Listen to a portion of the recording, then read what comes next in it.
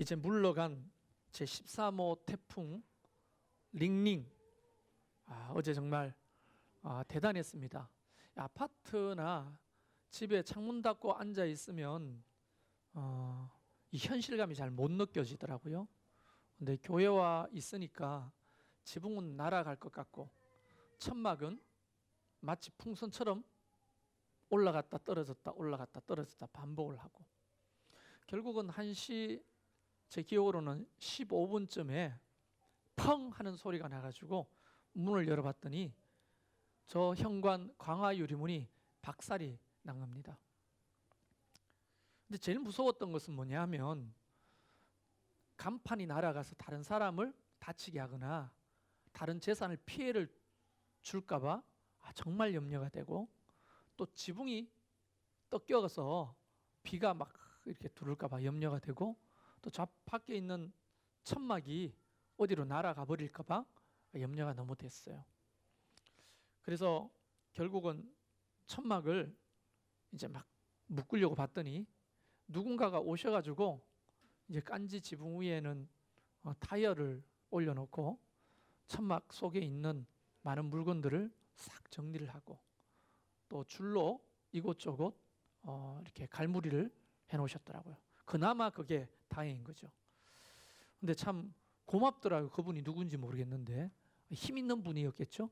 타이어를 그 깐지 지붕 위에 올릴 것 같으면 힘 있는 분인데 몇 분 생각이 돼. 내 같은 사람은 아닐 것 같아. 혼자서 그렇게 못 올리는데요. 그런데 어제 목자 한 분하고 천막 기둥에 줄을 묶는데 줄이 마땅한 줄이 없는 거죠. 손가락 굵기만한 동아줄 같은 게 있어야 어디 묶을 거 아닙니까? 봤더니 그냥 아주 얇은 파란 줄이 있더라고요. 그 줄을 각 기둥마다 3개씩 묶었어요. 묶다 보니까 한 11개쯤 묶었습니다. 그래서 제가 제자도 12제자인데 하나 더 묶자 해가지고 12줄을 묶었는데, 그 바람에도 그 천막이 나름 견디는 거 있죠. 그 가는 줄이지만 그게 묶어 놓으니까 견디는 거예요. 아마 한 줄 묶고 났으면 터졌겠죠. 근데 12줄을 묶으니까 이게 힘을 받더라고요. 그런데 그 묶다가 깨달은 게 있어요. 이 줄을 기둥에 묶고 천막 기둥에 묶고 이 반대편 줄을 묶을 때가 필요하잖아요. 어디에 묶어요? 주전자가 하나 있더라고요. 그 주전자에 묶어요? 여러분 같으면 그 주전자에 묶겠어요? 쓰레받기가 있더라고. 그 쓰레받기에 그 줄을 묶어요? 그럴 바보는 없죠. 여러분 지금 대답을 하셔야 돼요. 그럴 바보가 있어요, 없어요? 기둥에 묶어가지고 한쪽은 주전자에 묶어? 말이 안 되죠. 그래서 그 끝줄은 나무에다가 묶고 그 다음에 철 기둥에다가 묶고 이래야 힘을 받더라고요. 그런데 갑자기 이런 생각이 들었어요. 줄을 묶을 때가 우리 인생에도 수많은 비바람을 만나고 살잖아요. 어디에 묶어요? 주전자나 쓰레받기나 아니면 세워져 있는 빗자루에 그 줄을 묶는 사람, 그런 바보가 어디 있겠냐고요. 그런데 실제로 그런 사람이 있다는 거죠. 우리 인생에도 수많은 태풍들을 만나고 사는데 그걸 돈에다가 묶고 사람에게다 묶고 쾌락이나 또는 자기의 지식이나 경험에다가 그것을 묶는 바보가 어디 있겠냐고요. 우리가 묶을 곳은 오직 우리 주 예수 그리스도임을 저와 여러분이 깨달을 수 있기를 바랍니다. 할렐루야.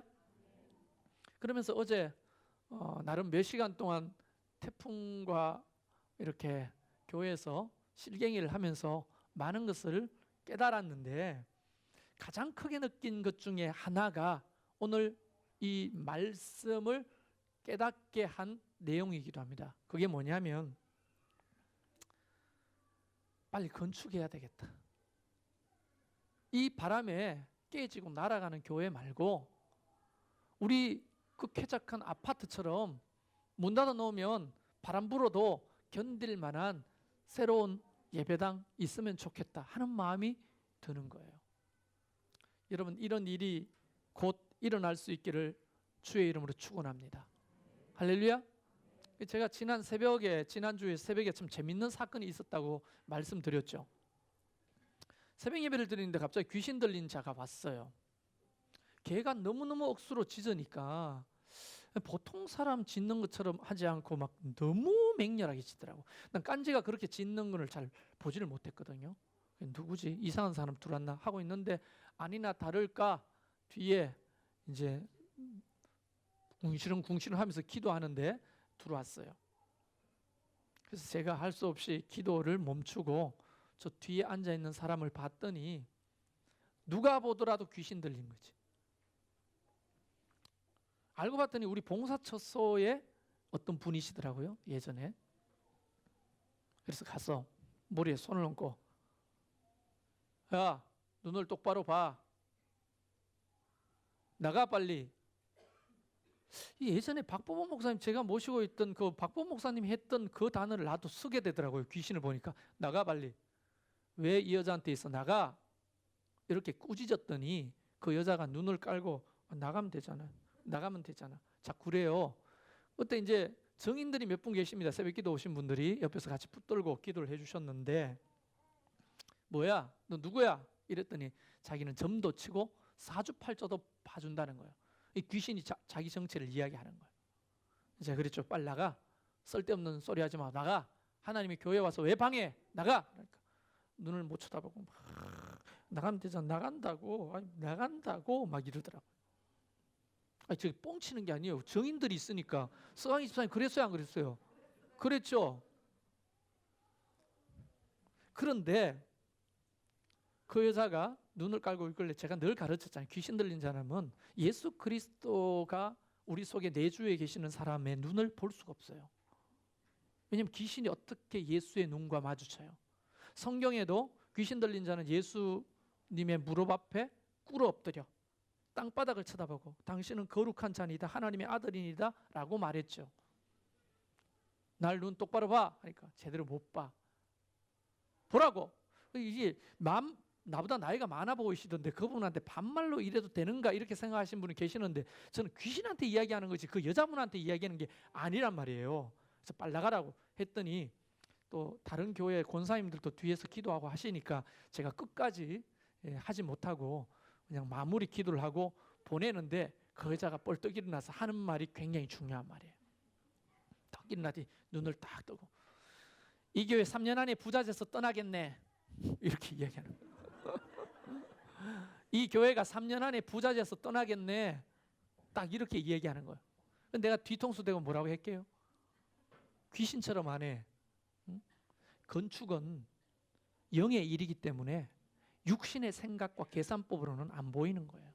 그러나 귀신은 영이기 때문에 주의 일을 보고 압니다. 목사님 그랬다가 3년 안에 부자 돼가 못 나가면 어떡하려고 그래요? 주님 앞에 맡기는 거죠.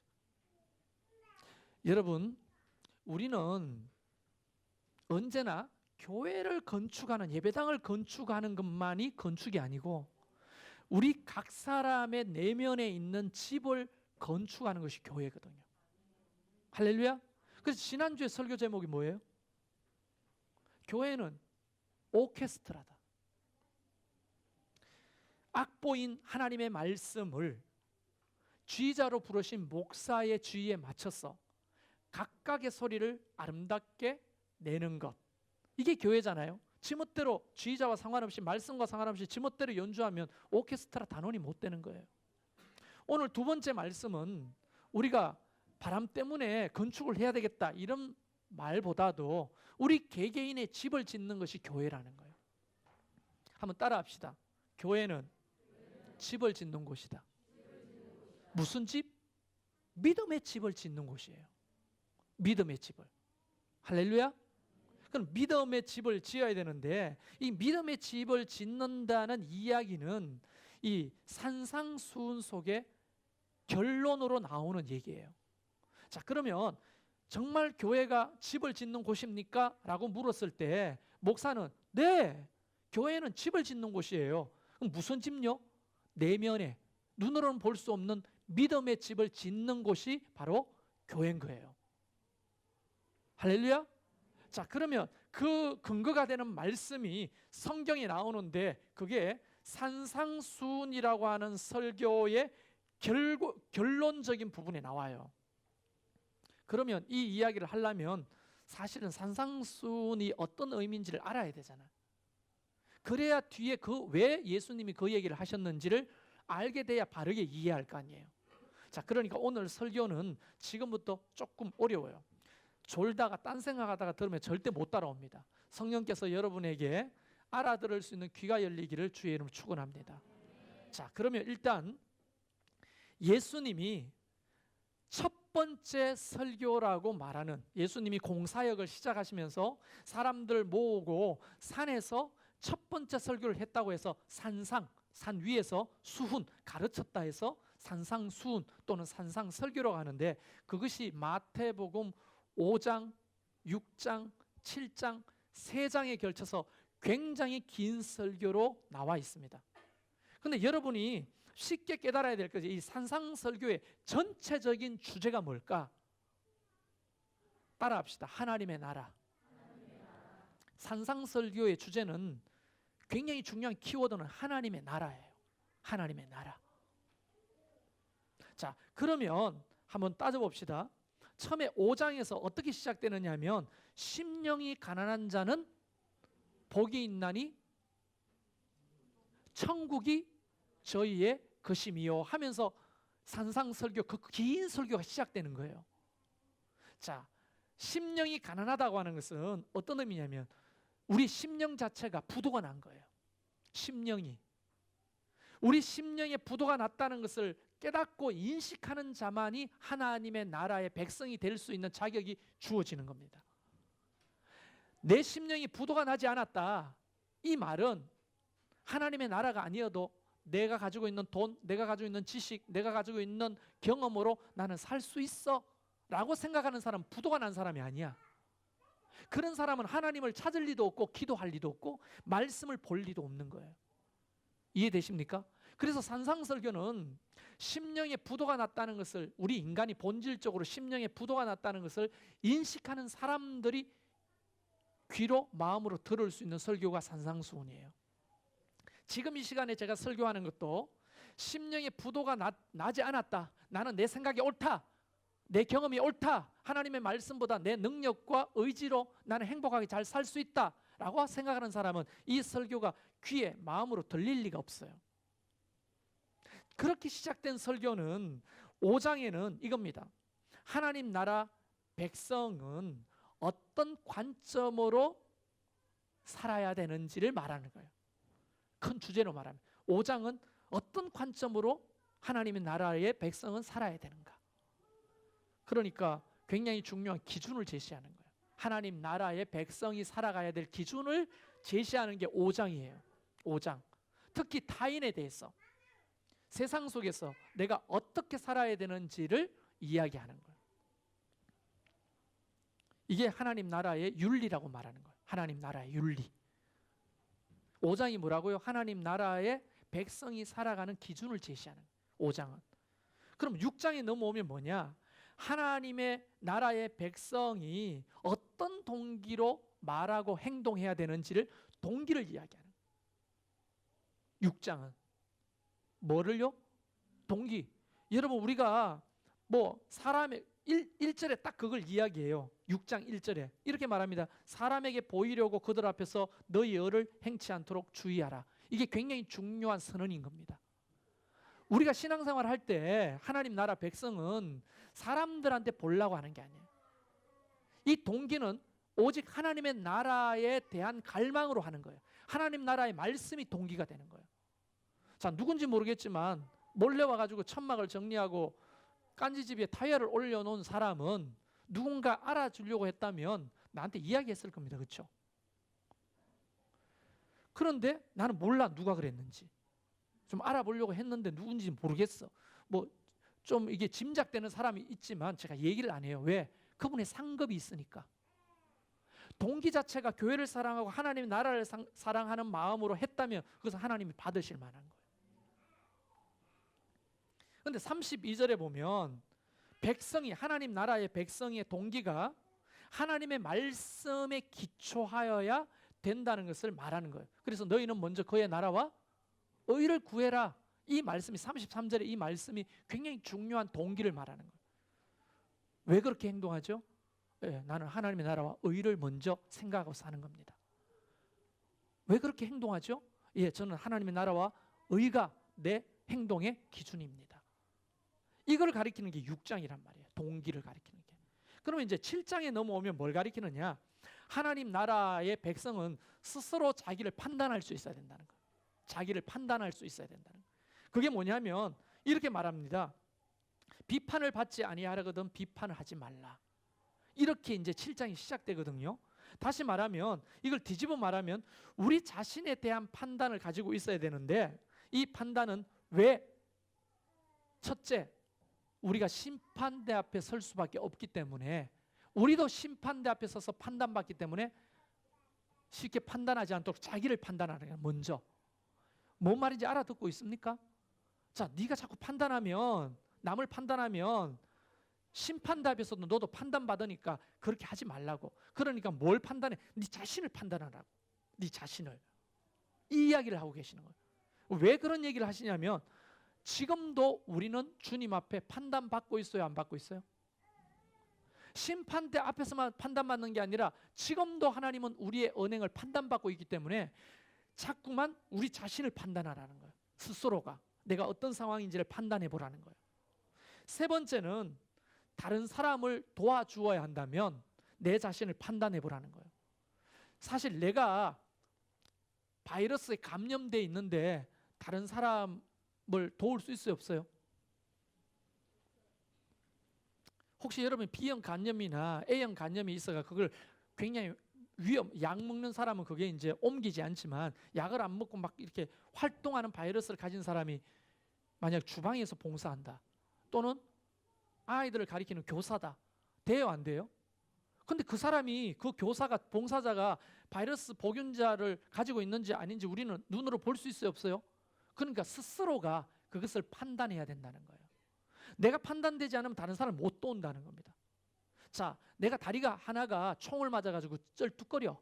근데 이 상태로 이 총에 맞은 다른 친구를 도울 수 있냐는 거예요. 없잖아요. 그러니까 둘 다 죽을 수 있다는 거예요. 내가 총에 맞았는데 다른 사람을 도우려면 자기를 잘 돌보라는 거예요. 그래서 이런 말이 있죠. 소경이 소경을 인도할 수 있겠느냐? 함께 구렁이에 빠지는 거예요. 구렁텅이에. 그러면서 자기를 판단하라는 말씀이 나오는 거예요. 그 다음에 두 번째, 이웃을 사랑해라. 이게 7장의 굉장히 중요한 또 주제입니다. 이웃. 이거 황금률이라고 하는데요. 남한테 대접하라. 이것만 우리가 황금률이라고 생각하는데 이 황금률의 가치는 이런 겁니다. 잘 들어보세요. 남이 나에게 그렇게 안 했으면 좋겠다 하는 짓을 남에게 하지 말라는 거예요. 자기도 거기 싫으면서 왜 남한테 그러냐는 거지. 이해되세요? 그리고 또 남이 나한테 그렇게 해주기를 바라는 것을 남한테 해주라는 거예요. 이게 황금률의 정신이라는 거예요. 근데 우리는 반대로 하지 않아요? 남이 나한테 안 해줬으면 좋겠는 그 행동을 남한테 하고 남이 나에게 해주기를 바라는 것은 남한테도 안 해주는 거잖아요. 이거 황금률과 배치된 하나님 나라의 법칙과는 배치되는 행동을 하고 사는 거예요. 그러면서 이제 본문이 드디어 등장하는 거예요. 이런 얘기를 쭉 하시다가 이제 예수님께서 마지막으로 이 5장, 6장, 7장의 결론을 맺으면서 세 가지 권면을 하시는 거예요. 세 가지.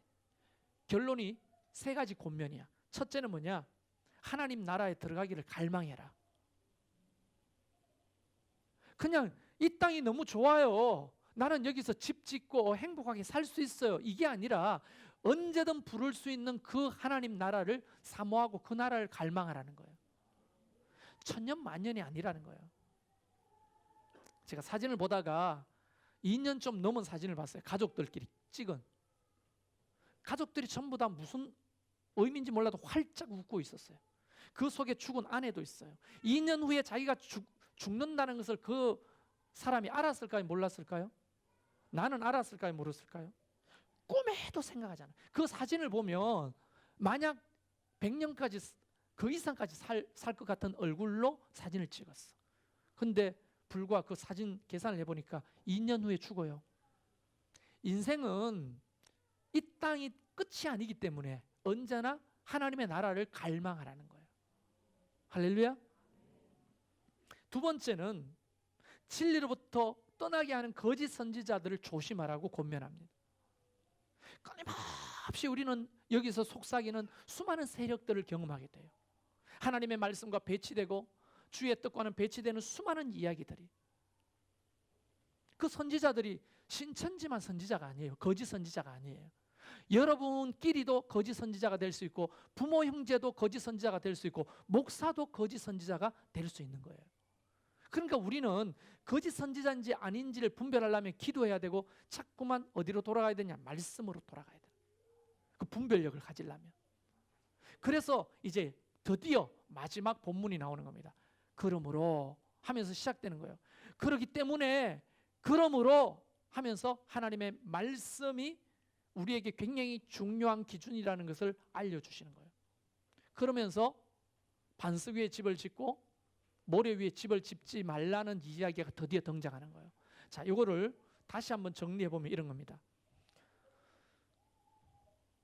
이 5장, 6장, 7장의 설교는 산상설교예요. 이것을 일명하여 하나님 나라의 헌법이라고 말합니다. 모든 신앙과 모든 교회의 기준이 되는 헌법이라는 거예요.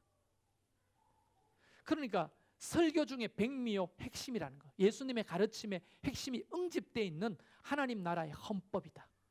그런데 하나님 나라의 헌법 중에 굉장히 중요한 것이, 그 하나님 나라에 살려면 백성이 있어야 될 거 아니에요. 여러분, 우리가 사회에서 일반 법에서도 배우지만 한 국가가 존재하려면 뭐가 있어야 돼요? 국가의 3요소. 주권, 영토, 그 다음에 제일 중요한 거 국민이 있어야 될 거 아니에요. 땅도 있어, 주권도 있어, 국민이 없어. 그럼 국가가 될 수 없는 거예요. 국민이 하나님 나라의 백성인 저와 여러분이 어떻게 해요? 갖추어야 될 새로운 헌법에 대해서 이야기하고 있는 거라는 거예요. 헌법, 하나님 나라의 헌법. 근데 이 헌법을 어기면 어떻게 돼요? 하나님 나라의 백성이 될 수 없다고 말하는 겁니다. 여기는 여지가 없어요. 여지가. 그래도 좀 봐주시겠지. 이게 없어요. 이 헌법을 어기면 하나님 나라의 백성이 될 수 없다는 말입니다. 아니면 우리가 하나님 나라의 백성이면 이렇게 사는 것이 마땅하다고 가르치고 계시는 거예요. 그래서 여러 가지 주제를 이야기하다가 결국은 마지막에 비유를 이야기하시는 거예요. 하나님 나라에 들어가려면 하나님의 말씀에 순종하는 자만이 들어갈 수 있다. 이게 핵심이에요. 자, 설교를 5장, 6장, 7장의 여러 가지 주제를 하나님 나라에 대한 이야기를 쭉 해오시다가 마지막 결론이 결국 그러므로 너희는 하나님의 말씀에 순종해야만 너희는 하나님 나라의 백성이다. 하나님 나라에 들어갈 수 있다. 이렇게 끝을 맺고 계시는 겁니다. 그러면 한번 생각해 봅시다. 이게 하나님 나라의 헌법이니까 특별한 시대에 특별한 사람에게만 적용되는 것이 아니라 오늘 저와 여러분 모두에게 적용되는 헌법이잖아요. 왜냐하면 저와 여러분이 하나님 나라의 백성이라고 가정할 때 이 헌법은 적용됩니까? 안 적용됩니까? 적용되잖아요. 그럼 우리는 우리나라의 헌법에 적용받아서 하잖아요. 납세 의무, 헌법에 기록되고 있으니까 여러분 번 돈에서 세금을 내는 거 아니에요. 자동차를 끌어도 자동차세 냅니까? 안 냅니까? 환경세 냅니까? 안 냅니까? 내죠. 왜 내요? 내가 번 돈을 왜 내냐고. 헌법이 그렇게 하라고 하니까 우리는 그걸 지키는 거예요. 자, 형제들은 다 국방의 의무가 있습니다. 갑니까? 안 갑니까? 특별한 경우가 아니고는 다 국방의 의무를 했잖아요. 저를 자꾸 무시하는데 방해받았다고. 저도 18개월 동안 국방의 의무를 다 했어요. 나름대로. 뭐 조롱하고 무시하는 사람들이 있는데 뭐 상관없지. 나는 내 나름대로 고생했으니까. 왜 웃어요? 네. 어쨌든 왜? 헌법이 그것을 하라고 하니까 나는 했단 말이에요. 이것이 굉장히 중요하듯이 헌법에서 이야기하는 거예요. 말씀에 순종해라. 그것을 비유로 이야기해 주는 거예요. 이게 얼마나 중요한 이야기인지 어떻게 이야기하는지를 한번 봅시다. 자, 문제는 이제 집을 짓는 거잖아요. 핵심은. 교회는 뭐 하는 곳이라고? 그 집이 뭐예요? 에? 자, 교회는 집을 짓는 곳인데 여러분도 집을 짓고 나도 집을 지어야 돼요. 각자의 집을 지어야 돼요. 그 집은 믿음 또는 신앙을 일컫는 거 아니겠습니까? 갑자기 돌아서면 집이 지어져 있습니까? 아니면 집을 짓는 것이 많은 공정이 필요하고 순서가 필요합니까? 시간이 필요하죠. 과정이 필요하죠. 어느 날 갑자기 믿음이 생기는 게 아니라고요. 두렵고 떨림으로 우리의 구원을 이루려면 끊임없이 우리 믿음의 집을 지어가야 되는 거예요. 그래서 영적인 눈으로 보면 목사가 너는 완전히 그렇다 판단할 수는 없지만 영적으로 이렇게 목사 눈으로 보면 아, 드럼 치는 우리 자매님은 집이 그 정도 지어졌구나. 아, 찬양하는 우리 성령이는 집이 그 정도 지어졌구나. 이렇게 나름대로 판단이 됩니다. 완전하진 않지만. 그래서 어떻게 해야 돼요? 이렇게 봐라 저렇게 봐라. 말씀이 설계도야. 그렇게 집을 지으라고 가르치는 게 목사죠. 그래서 목사는 어떻게 보면 좀 세속적인 말을 써서 미안합니다. 여러분의 이해를 돕기 위해서 노가다 10장이에요. 목사는 10장이 뭐 하는지 알죠? 노가다 10장 역할을 하는 거예요. 집을 짓는데 나름대로 전문가는 아니지만 설계도를 보면서 이렇게 하세요 저렇게 하세요 이거 하세요 저거 하세요 하는 10장 역할을 하는 거예요. 자, 그러면 에베소서 4장에 보면 이런 말씀이 있어요. 자, 믿음의 집을 지으라고 다른 말씀에도 기록되어 있는데 제가 읽어드릴게요. 우리가 다 하나님의 아들을 믿는 것과 아는 일에 하나가 되어 온전한 사람을 이루어 그리스도의 장성한 분량이 충만한 데까지 이르리니 이는 우리가 이제부터 어린아이가 되지 아니하여 사람의 속임수와 간사한 유혹에 빠져 온갖 교훈의 풍조에 밀려 요동하지 않게 하려 함이니라. 이 에베소서의 말씀에도 뭐냐면 우리가 어린아이가 아니라 이제 장성한 분량에까지 자라가야 되는데 이거를 산상수훈에서는 뭐라고 비유하는 겁니까? 집을 하나하나씩 지어가야 되는 거예요. 바울은 에베소서에서 어린아이 때부터 청년의 때부터 영적 아비대로 자라가야 되는 거예요. 그런데 집을 짓다가 멈췄어. 10장이 가만히 있어요? 일 안 하고 가만히 있는데? 돈만 받아가려 하면 되겠어요? 그러니까 어떻게 해요? 이렇게 하세요. 저렇게 해야 돼요. 저거 가져오세요. 시킬 수밖에 없는 거예요. 이해되십니까? 자, 여러분이 집을 짓다가 멈췄어. 영적인 어린아이야. 이걸 그냥 보고 있어요? 그래서 우유를 먹이고 또는 아프면 약을 먹이고 밥을 먹여서 키워야 되는 거예요. 그래서 목사의 역할은 어떤 의미에서는 믿음 없는 자들의 눈에 보면 악역이에요. 악역. 여러분, 우리 신년이가 4살 때인가 5살 때 치과에 가가지고 이 치료를 하는데 너무 애가 나이에 비해 덩치가 크니까 힘을 감당할 수가 없어. 그래서 할 수 없이 그물에다가 묶었어요. 그리고 마취제를 쏴가지고 재웠어. 근데 얘가 얼마나 튼튼한지 다른 애들은 30분 잘 거를 10분 만에 깨. 그래가지고 용을 쓰고 막 소리를 지르고 하는데 엄마는 그 옆에 서가지고 조금만 있으라고. 아이가 원하는 그 그물을 풀어주지 않는 거예요. 위에는 뽀로로가 돌아가는 거지. 화면에. 근데 밑에서는 안 풀어주는 거예요. 그게 보이겠냐고. 그런데 그 아이가 만약 그걸 풀어주고 내버려 뒀다면 그 아이는 지금 20살인데 틀리하고 다닐 형편인 거예요. 그때 그 치료가 있었기 때문에 살아남은 거지. 악역인 거예요. 사실은 그 아이를 위한 것이죠. 사실은. 자, 보세요. 그런데 문제는 이렇게 집을 지어가야 되는데 집을 어디에 지으라고요? 반석 위에 지으라는데 또 3가지를 생각해 볼 수 있어. 일단 땅이 없는 사람은 집을 지을 수 있어요, 없어요? 우리가 교회를 못 짓는 이유가 뭐예요? 아직 땅이 없어. 허가난 땅이 없어요. 제가 집을 짓지 못하는 이유가 뭐예요? 전 사택에 살잖아요. 제 집이 아니잖아요. 교회 거잖아요. 그런데 저도 집을 짓고 싶고 여러분도 집을 짓고 살고 싶죠? 그런데 땅이 없어. 땅이 없으니까 집을 못 짓는 거죠. 땅이 굉장히 중요한 거예요. 그래서 여기서 땅이 없는 사람은 집 자체를 지을 수가 없어요. 예수 그리스도를 믿지 아니한 자는 아예 땅이 없는 자야. 집을 지을 수가 없어요. 두 번째, 두 가지 땅이 나오는데 하나는 반석에 집을 짓는 거예요.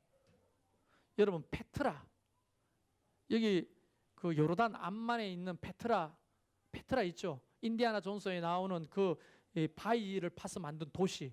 이번 내년 2월 달에 성지순례 가면 여기를 갈 겁니다. 그 페트라가 바위라고 하는 의미예요. 바위. 또 어떤 데는 벼랑 위에 천년 요새를 페트라라고 말하는 것도 있어요. 그럼 모래는 뭐예요? 암모스라고 하는데, 이 모래는 모래 언덕. 우리가 이제 우리나라 생각하면 자꾸 이제 바닷가에 있는 모래 이렇게 생각하는, 공사장에 있는 모래 이렇게 생각하는데요. 이 사람들이 모래하면 뭐가 생각나냐면 와디예요. 와디. 이 와디가 뭐냐면, 그 나라는 건기, 우기로 나눠졌죠. 건기는 비 한 방울 오지 않다가 우기 때는 비가 오니까 없었던 강도 만들어지고 위에서부터 내려온 태적물이 쌓이는 모래벌이 생겨요. 갑자기. 그것을 와디라고 해요. 그래서 어떤 사람이 지나가다 야, 넓은 땅이 생겼네, 여기에 집을 짓자 하면 그게 태적물이거든요. 또 나중에 우기 때 비가 오면 그 땅은 바뀔까요, 안 바뀔까요?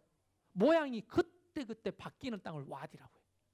이것을 모래 위에 집을 짓는 자라고 말하는 거예요. 보기에는 너무 멋져요. 보기에는 너무 넙대대하고 너무 좋아. 아, 여기 집을 지으면 좋겠다. 그러면 불과 얼마 못 가요? 비가 오고 창수가 나서 우기가 오면 그거는 흔적도 없이 사라질 토대다는 거예요. 자, 그러면서 하는 말이, 그럼 반석 위에 집을 짓는 자는 어떤 사람인가? 이 말을 듣고 행하는 자가 반석 위에 집을 짓는 거다.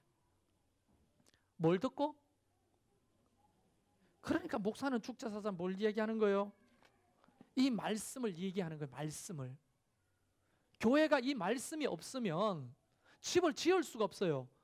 집을 반석 위에 짓는다는 것은 이 말씀을 듣는 것뿐 끝나는 게 아니라 행하는 자가 반석 위에 집을 짓는 사람이 된다는 거예요. 그러니까 말씀을 읽고 듣고 배우는 것이 신앙생활에 얼마나 중요한데요. 여러분이 이 말씀을 일주일 내내 덮어놨다가 주일날 한 번 와가지고 설교할 때 여는 것조차도 안 한다면 우리는 아주 집이 더디게 만들어질 뿐 아니라 지을 수도 없는 것입니다. 그러니까 제가 힘들지만 수요일날 오전에도 하고 오후에도 하고, 왜 그런 겁니까? 주부들이 집에서 그냥 시간 뭐 여러 가지 주부가 하는 일도 가치가 있습니다. 제가 살림을 좀 살아봤더니 그 보통 일이 아니에요. 그러나 와서 하나님의 말씀을 배우고 듣는 거 너무 중요하니까 와라고 열어놓은 거예요. 아니, 수요일날 한 번만 설교하면 되지 뭐 때문에 두 번 설교합니까? 그 이유는 바로 그런 거예요. 말씀, 삶 공부를 왜 하는 겁니까? 이제 9월달 됐으니까 또 삶 공부를 열 거예요. 주일날 오후 2시에. 왜 삶 공부를 해야 됩니까? 하나님의 말씀을 들어야 어떻게 행할지를 알 수 있죠. 말씀 묵상도 안 하죠. 읽지도 안 하죠. 듣지도 않죠. 배우지도 않죠. 다시 말하면 집을 지을 수도 없다는 거예요. 자, 모래 위에 짓는 집은 어떤 사람이냐? 이 하나님의 말씀을 듣고도 행하지 않는 사람이다. 여러분, 여기서 지혜로운 사람과 어리석은 사람이 나누어져 있잖아요. 자, 지혜로운 사람은 반석 위에 집을 짓는 사람, 어리석은 사람은 모래 위에 집을 짓는 사람인데, 이걸 어떻게 구분하냐면 마태복음 25장에 보면 뒤에, 이제 우리가 마태복음 7장을 읽었으니까 25장이 넘어가면 예수님이 말세를 이야기하면서 하신 비유가 뭐냐면, 여러분도 다 알아요. 열처녀 비유 알죠? 이 열처녀가 누구를 기다려요? 신랑을 기다려요. 근데 낮에는 유대인들이 너무 더우니까 신랑이 안 와. 주로 밤에 해가 빠지고 난 다음에 선선할 때 여행을 해서 신부의 집에 찾아온단 말이에요. 그러니까 언제 올지 몰라. 그렇기 때문에 이 신부들은 깨어 있어야 되는데, 신랑이 온다 이렇게 누군가가 이야기하면 등불을 들고 가서 내 얼굴을 비추면서 신랑을 맞이하는 거예요. 여러분, 이런 LED 등처럼 환한 빛이 아니에요. 그 요만한 등에 불을 붙이면 자기 얼굴 정도를 비칠 수 있는 등이에요. 자, 신부니까, 신부 들러리도 있습니다. 신부니까 이게 놀이야, 재미예요, 재미. 자, 어두우니까 10사람이 이렇게 빛을 자기 얼굴에 비치고 있으면 신랑이 와가지고 누가 내 신부지? 누가 내 신부지? 찾을 거예요, 안 찾을 거예요? 그러면서 깔깔거리고 다른 들러리들이 웃는 거예요. 무슨 행세를 하는 겁니까? 신부 행세를 하면서 내가 당신 신부예요, 내가 당신 신부예요 하는 놀이예요. 일종의 축제의 놀이. 그런데 그 놀이를 하고 신랑을 맞이하려면 뭐 해야 돼요?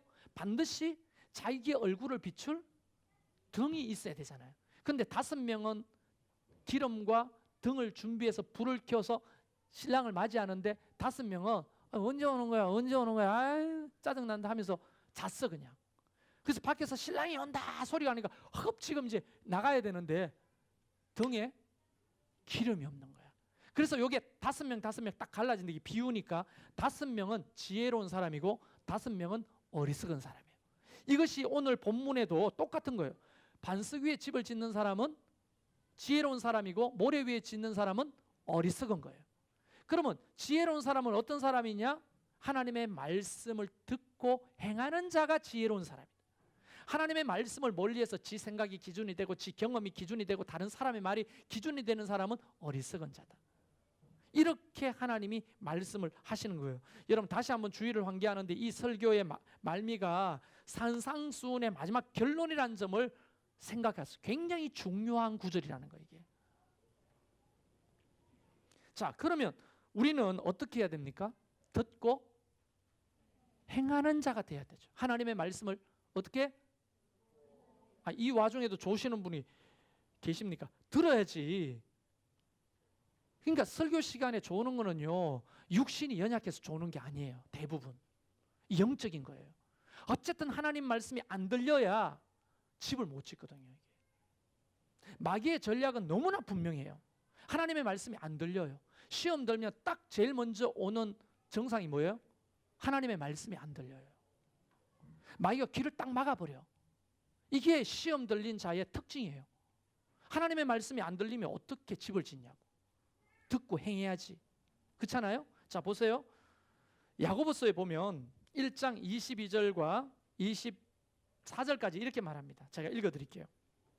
너희는 말씀을 행하는 자가 되고 듣기만 하여 자신을 속이는 자가 되지 말라. 여러분 무서운 말씀이죠. 지금 여기에 설교를 듣잖아요.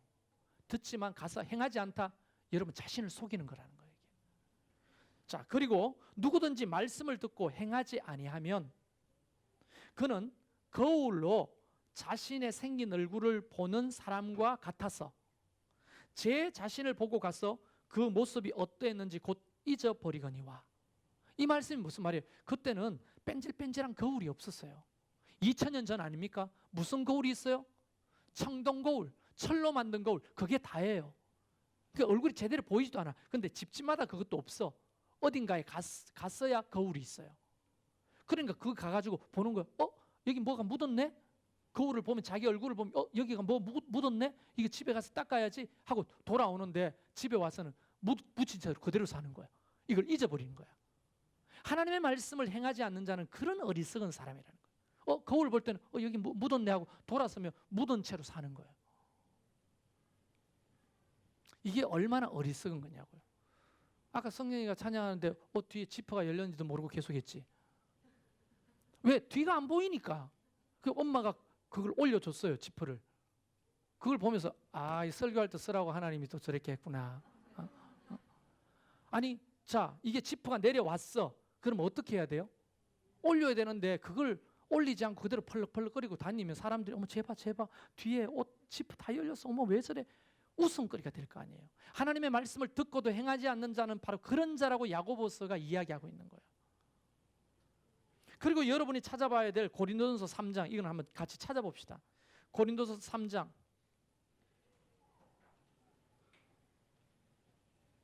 10절 말씀부터 15절까지.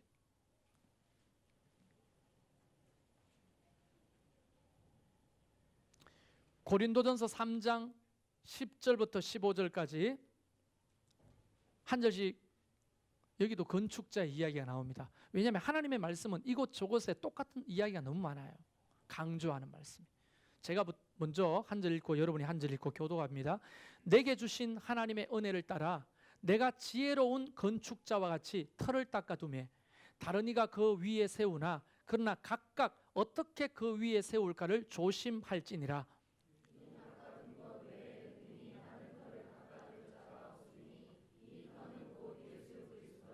만일 누구든지 금이나 은이나 보석이나 나무나 풀이나 짚으로 이 터 위에 세우면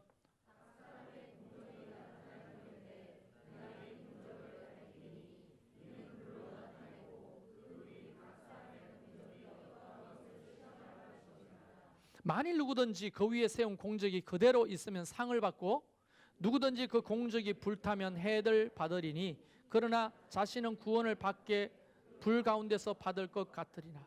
아멘.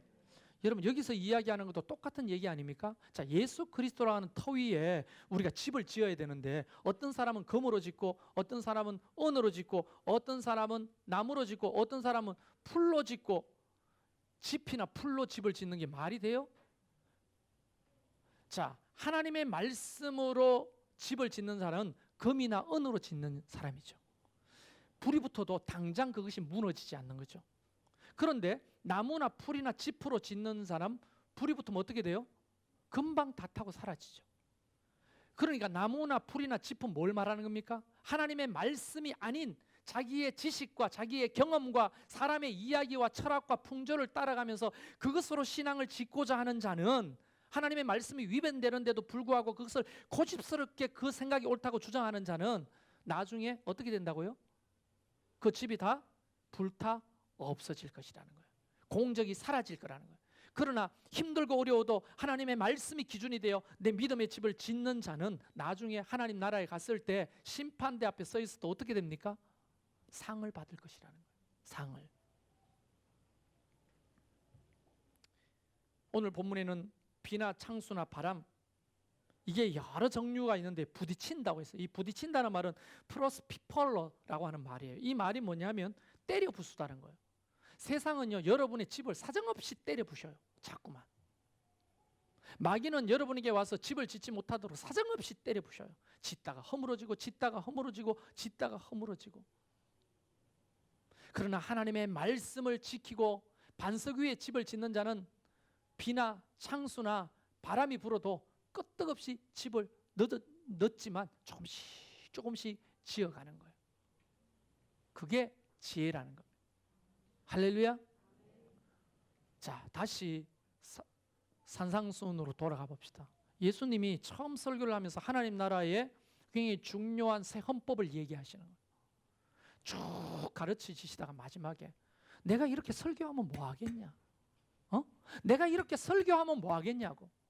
이 말씀을 듣고 자기한테 적용해서 지어야 되는데 이 말씀도 그냥 사람의 소리로 그때는 TV가 있어요, 영화가 있어요, 뭐 PC방이 있어요. 놀이 없잖아요. 그러니까 누가 뭐라고 이야기하는지 가가지고 들어보자 하고 위위 다니는 거예요. 그게 들어보고 뭐 그렇네 하고 자기 삶에 적용하지 않으면 아무짝에도 쓸모 없다는 거예요. 이게. 그러나 이렇게 하나님 말씀에 하나님 나라의 새 언약을 이야기하셨을 때 아하, 이 말씀을 내가 듣고 들었다면 지켜야 되겠구나. 내 삶의 기준으로 삼고 동기로 삼고 내 삶의 기반으로 삼아야 되겠구나 하고 하나씩 하나씩 지켜가는 자는 영적으로 볼 때 집을 짓는 자가 되는 것이라. 일평생 신앙생활은 집을 짓는 겁니다. 여러분의 집은 어디에 짓고 계십니까? 무엇으로 집을 짓고 계십니까? 그게 나중에 다 하나님 앞에 심판받게 될 것이라는 거예요. 교회는 이게 교회가 목사도 집을 짓잖아요. 자기 집을 완벽하게 짓기 때문에 목사는 노가다 십장을 하는 게 아니에요. 목사는 여러분과 똑같이 자기의 집을 짓고 있어요. 내 집도 어쩌면 여러분 집보다 더 허술할 수가 있어. 그런데 제가 왜 여기서 말씀을 전할까요? 제가 누누이 말하잖아요. 주님이 부르시는 소명이고 역할이기 때문에 하는 거예요. 그런데 만약 여러분이 저한테 네 집은 그러면서 왜 내 집은 이렇게 지으라고 말하냐 하면 박지성이가 히든가인데 네 나보다 축구 잘해? 근데 왜 이리라 저리라 해? 이렇게 말하는 거랑 똑같다는 거예요. 저와 여러분은 똑같이 연약한 거예요. 우리의 기준은 설계도는 오직 말씀일 뿐입니다. 저도 내 나름대로 말씀으로 집을 짓고 여러분도 여러분 나름대로 집을 짓는 것 뿐이에요. 그러니까 제가 지난번에도 여러분한테 이야기를 양해를 구했는데요. 막말로 마누라가 죽은 지 4개월 조금 넘었어요. 2년 동안 병수발 들다가 이제 아내가 죽었어. 혼자가 됐어. 앞날이 깜깜할까요, 안 할까요? 애들을 어떻게 키우지? 혼자 살 수 있을까 없을까 고민이 될까요, 안 될까요? 제가 말했잖아요. 지정신일까요, 아닐까요? 그런데도 불구하고 불쌍히 여기는 마음이 없어요. 여러분, 목사는 지금 지정신이 아니에요. 그러나 지금 그나마 내가 이렇게 서 있는 이유는 제가 믿기로는 하나님의 말씀이 저를 붙들고 있어요. 하나님의 말씀이.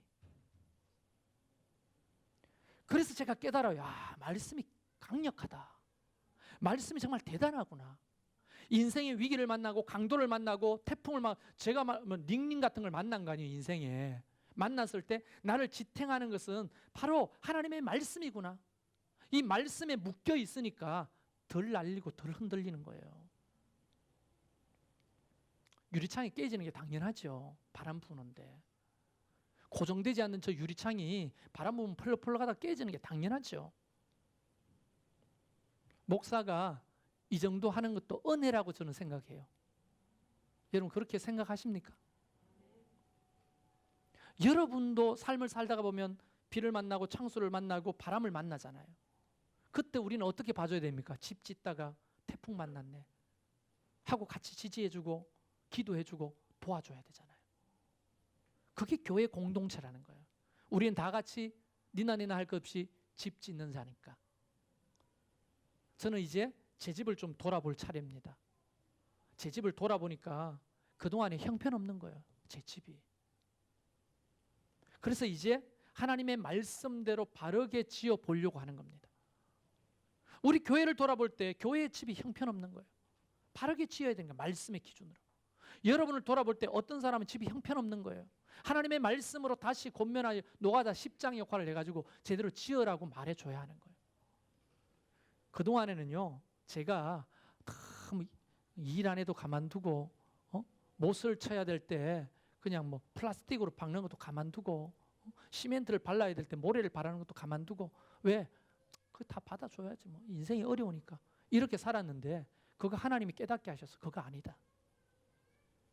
하나님의 말씀대로 하는 게 중요하다. 개척 멤버들이 증거드리지만 저는 옛날로 돌아가고 싶은 마음이 없어요. 그러나 옛날로 돌아가고 싶은 영역이 있어요. 그게 뭐냐? 말씀이에요. 제가 옛날에 하나님의 말씀대로 가감없이 전할 때 상처받은 사람도 있고 어려운 사람도 있지만 교회는 더 강력하게 잘 세워졌다는 걸 볼 수 있어요. 사람도 더 강력하게 세워져 있고. 물론 상처받은 사람이 있고 하기 때문에 우리 집 사람 때문에 제가 이쪽 인본적인 인간 이해를 가지고 조금 받아들이고 하면서 이해함이 생겼지만 이제 조금 통찰력을 가지고 보게 되는 거예요. 교회의 집을 말씀대로 지어야지 다 받아주고 하니까 아주 말씀을 우습게 여겨요. 하나님의 말씀은 살았고 운동력이 있습니다. 하나님의 말씀은 우리 모든 삶의 기준이 됩니다. 하나님의 말씀은 우리가 집 짓는 재료가 되는 거예요. 반석이 되는 거예요. 말씀대로 해야 되는 거예요. 그래서 말씀이 안 들리고 말씀 배우기 싫고 말씀을 대로 살기를 싫은 사람은 집을 못 짓는 자라는 안타까운 거예요. 나는 저도 마찬가지고 여러분도 마찬가지고 오늘 산상수훈의 말씀대로 저와 여러분이 반석 위에 집을 짓는 자가 되기를 주의 이름 축원합니다. 그래야 태풍 만나도 괜찮아요. 할렐루야. 우리 같이 찬양할까요?